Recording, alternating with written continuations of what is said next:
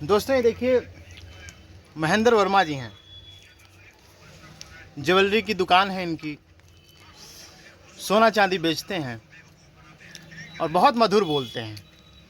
तो वर्मा जी ये बताइए, आप जी बताना इस वजह से है, पूछना इस वजह से आपसे हम चाह रहे हैं, क्योंकि भारी संख्या में दर्शकों का और दोस्तों का सवाल है कि लोग चीनी बेचते हैं, चाय पत्ती बेचते हैं, सीमेंट बेचते हैं, गिट्टी बेचते हैं, कपड़ा बेचते हैं, अलग अलग तरह की चीज़ें। हालांकि कपड़ा तो आप भी बेचने लगे हैं, लेकिन सोना चांदी बेचने में और बाकी सब बेचने में क्या अंतर है? बेचने का कला है जी। और उसी के साथ साथ अपना एक इंटरेस्ट है कि हमें क्या बेचना है। कोई मिट्टी बेच रहा है, थोड़ा तेज बोलिए ताकि सुनाई दे। कोई स्पीकर लगा है यहाँ। हाँ। कोई मिट्टी बेच रहा है। पहले चश्मा लगा लेने दीजिए। चश्मा लगाइए, चश्मा कहाँ है? उठा के लाइए चश्मा, देखिए कहाँ है। हाँ कितना बढ़िया आएगा। कोई मिट्टी बेचता है, कोई मिट्टी बेचता है, कोई कोयला बेचता है, कोई कपड़ा बेचता है, कोई मोहब्बत बेचता है, कोई नफरत बेचता है। और जिसकी जैसी अपनी नीयत है, अपनी जैसी सोच है जी, वो बेचता है। साथ साथ पूंजी की कैपेसिटी, कैपिटल की भी बात होती है। सब लोग कुछ ना कुछ बेच ही रहे हैं। जैसे आप मोहब्बत बेचते हैं, शायरी बेचते हैं, आप बच्चों को पढ़ाते हैं, वहाँ अपना ज्ञान बेचते हैं। वैसे हम भी कभी हमारे दिमाग में था कि हम सोना बेचेंगे, तो आज हम सोना बेच रहे हैं। दूसरे दुकानों पर जब जाया जाता है जी, तो हमारे पूछने का एक और कारण ये भी था कि जो मधुरता आवाज़ में है, जो बिजनेसमैन के अंदर होनी चाहिए, वो आपके अंदर है। तो ये मधुरता कैसे पैदा करते हैं आप? हालांकि इतना बर्डन होता है, चीनी की दुकान पे जाया जाए तो चीनी खरीदते समय 4 कस्टमर खड़े होते हैं तो दुकानदार झुंझला जाता है। लेकिन आपके पास 50 कस्टमर हो, लेकिन आप फिर उसी मुस्कुराते हुए चेहरे के साथ लोगों से मिलते हैं। तो ऐसी मधुरता लाते कहाँ से हैं, सीखते कैसे हैं आप? बताइए हमारे दर्शकों को। जब एक आप इंसान की बात करेंगे जी, तो इंसान होना अपने आप में बहुत बड़ी चीज़ है। और इंसान को ही ने इस कुदरत, इस प्रकृति ने हंसने मुस्कुराने की, उर्दू में क्या कहते हैं, तौफीक अदा की है। मतलब ईश्वर ने ही उसे नवाजा है कि तुम हंस सकते हो, मुस्कुरा सकते हो। तो हर इंसान को हंसना और मुस्कुराना चाहिए। बात रही हमारे हंसने और मुस्कुराने की, तो बिजनेस का एक पार्ट है हंसना और मुस्कुराना। जैसे कोई डांस अगर कर रहा है तो उसका अदाओं में अगर जादू नहीं है तो डांस नहीं कर पाएगा। कमर हिलाना केवल डांस नहीं है।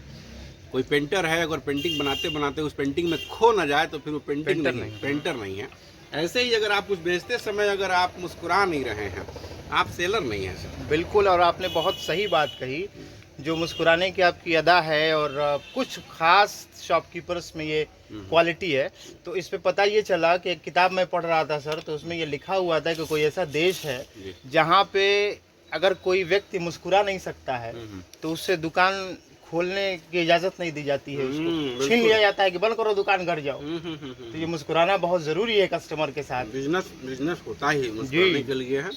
और अगर आप बिजनेसमैन हैं, वीडियो अगर आप देख रहे हैं बिजनेसमैन हैं, तो मैं तो ये कहूँगा कि आप कभी ग्राहक के पैकेट पे ध्यान ना दीजिए। जो पैसा होता है ना इंसान के पैकेट में होता है, उस पैकेट पे ध्यान ना दीजिए।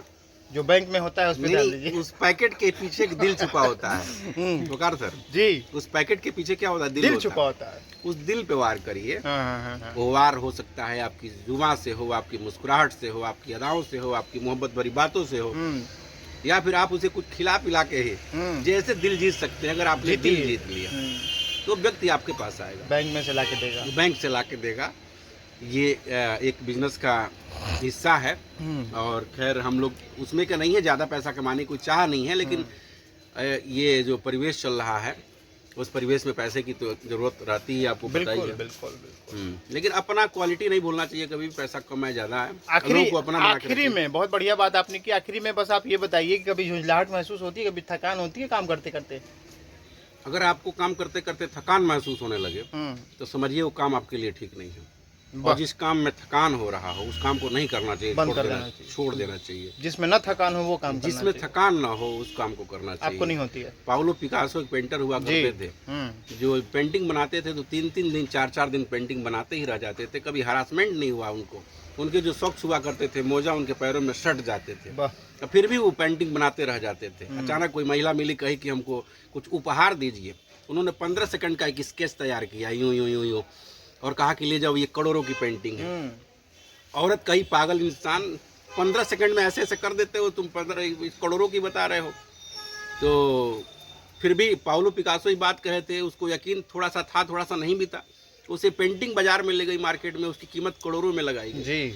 उस महिला को रहा नहीं गया, वो कही कि हम भी कुछ ऐसा सीखना चाहते हैं कि ऐसे ऐसे करें और करोड़ों में बिक जाए। पाब्लो पिकासो को दोबारा बड़ी मुश्किल से खोज के निकाली और पता चला कि कही कि हमको कुछ ऐसा सिखाइए कि हम भी यूं यूं कर दें, स्केच तैयार कर दें और करोड़ों में बिक जाए।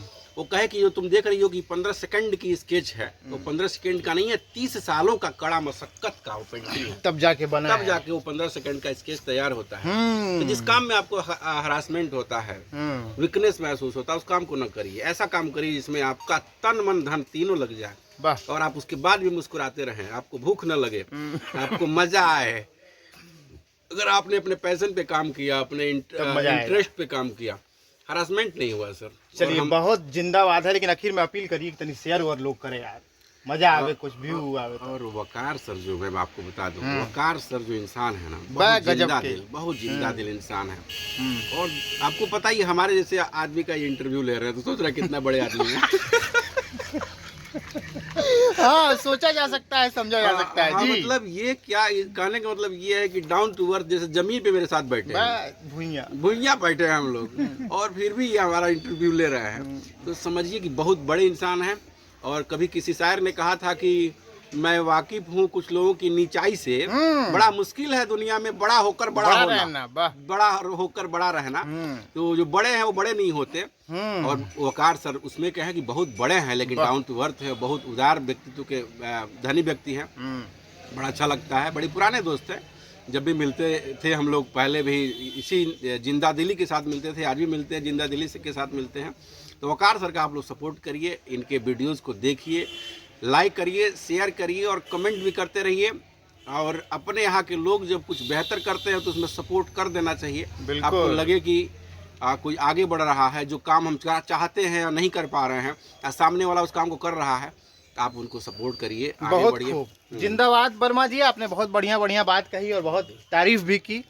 वैसे वर्मा जी खुद अच्छे इंसान हैं, इसलिए अच्छी बात करते हैं। गजब का टैलेंट है इनके अंदर, जो हुनर है इनके मुस्कुराने का, भी आप देखिए स्क्रीन पे मुस्कुराते हुए नज़र आ रहे हैं, तो ये बहुत कमाल का है। बाकी कुछ समझ में आएगा तो बताइएगा कि कैसा लगा, अब जो पाब्लो पिकासो की कहानी थी या जो कुछ भी वर्मा जी ने बताया। और इनके पास आइए तो सामान तो ज़रूर खरीदिए न खरीदिए, लेकिन भूजा ज़रूर खिलाते हैं, बहुत अच्छा वाला, तो खा के जाइए कभी। और उपहार भी देते हैं, आज हमको भी देंगे थोड़ी देर बाद, उपहार भी देते हैं।